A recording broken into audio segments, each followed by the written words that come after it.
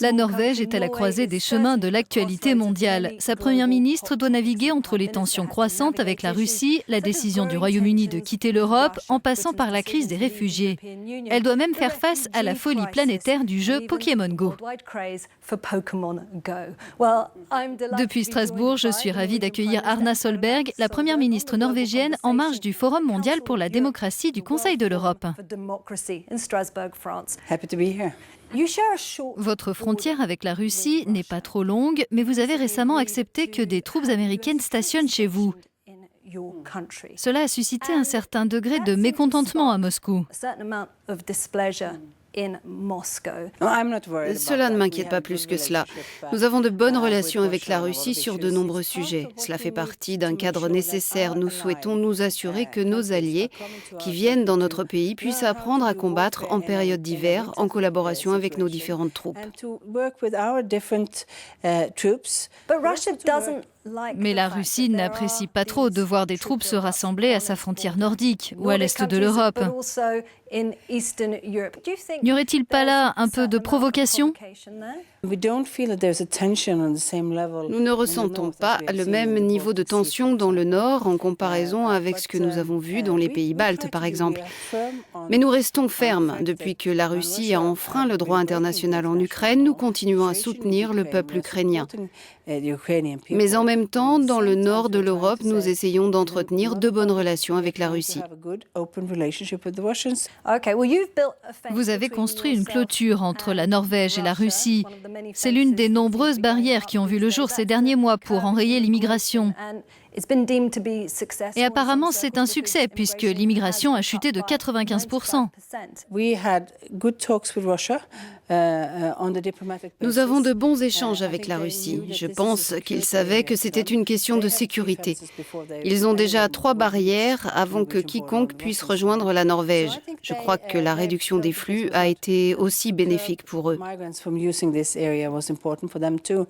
N'est-ce pas délicat d'ériger des barrières pour empêcher les gens de venir alors qu'ils sont dans une situation désespérée ? Nous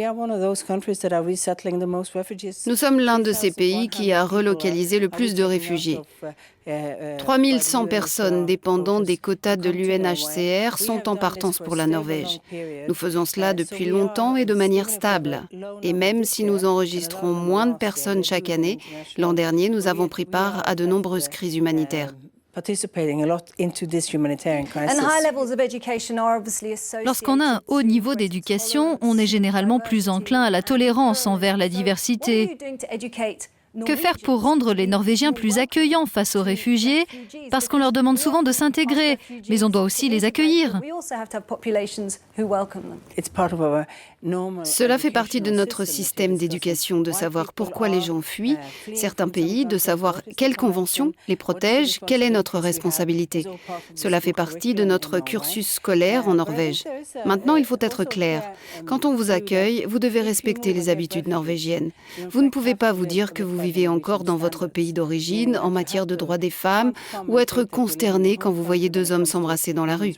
Il y a des homosexuels dans notre pays, c'est normal. Cela fait partie de notre société.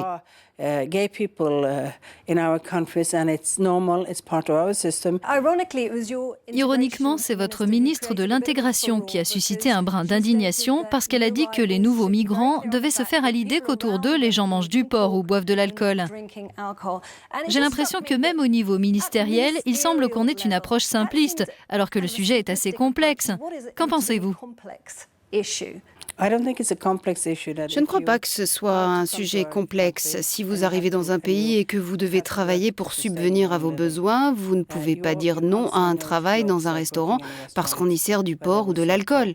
Vous ne pouvez pas vous attendre à ce que la société norvégienne subvienne à vos besoins si vous refusez de travailler pour des motifs religieux. Cela reste marginal. Il y a encore trop peu de femmes migrantes qui travaillent en Norvège, souvent parce qu'elles ont beaucoup d'enfants, donc c'est déjà beaucoup de travail en soi, mais parfois elles ne trouvent pas de travail parce qu'elles émettent des demandes qui font que cela devient encore plus difficile pour elles de trouver un travail.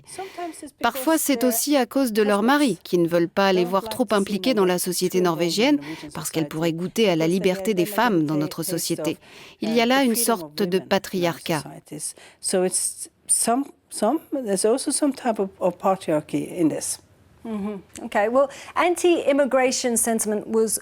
Le sentiment anti-migrant a été l'un des moteurs de la campagne au Royaume-Uni pour quitter l'Union européenne. Les Britanniques se sont engagés sur cette voie, non sans mal. Et ils regardent le modèle norvégien. Pensez-vous que ce modèle soit nécessairement le bon pour les Britanniques ? Beaucoup de discussions durant la campagne ont tourné autour des 4 libertés. Et j'ai déjà dit que je ne pensais pas que les Britanniques aimeraient notre modèle. Je pense que ce modèle est très bon pour nous. Cela nous donne une connexion économique qui nous permet de vendre nos produits et nos services. Mais concernant la question migratoire en Norvège, pendant des années, nous avons été assez accueillants parce que nous avions besoin de main-d'œuvre. Craignez-vous que d'autres pays puissent partir aussi ? En fait, j'ai cru que le vote pour le Brexit allait engendrer des conséquences plus graves. Maintenant, tout le monde est assez anxieux quant à ce qui pourrait se passer après. Et face à l'insécurité qui règne au Royaume-Uni, cela a peut-être calmé ceux qui pensaient que cela serait facile de quitter l'Union. On entend souvent dire que les femmes politiques doivent travailler 2 fois plus dur que les hommes et se battre pour leur poste. Avez-vous vécu cela ? Je ne suis pas la première femme Premier ministre de mon pays, je suis la 2e. Et je me dis souvent que je suis contente d'être la 2e parce que quelqu'un a fait le travail avant moi. En Norvège, les gens sont habitués à ce que des femmes soient leaders en politique et dans d'autres domaines. Cela me donne aussi une grande liberté d'être moi-même et pas seulement une moitié d'homme, comme ce fut le cas pour les toutes premières femmes qui ont été Premier ministres, qui ont dû réellement s'adapter à ce type de standard. L'un des moyens que vous avez trouvé pour vous relaxer, c'est de jouer à Pokémon Go. Qu'est-ce qui vous a rendu accro et pourquoi vous aimez y jouer ? Cela a commencé durant les vacances, quand c'est devenu complètement fou et que tout le monde y jouait. Chaque Pokéstop est généralement un bâtiment ou une sculpture qu'on peut découvrir dans la ville d'une manière différente parce que vous y découvrez des petits détails. Vous redécouvrez l'art sous un jour nouveau et vous expérimentez des choses de manière différente. Je trouve ça très amusant que les gens ne comprennent pas qu'une femme politique puisse se relaxer de la même manière que tout un chacun.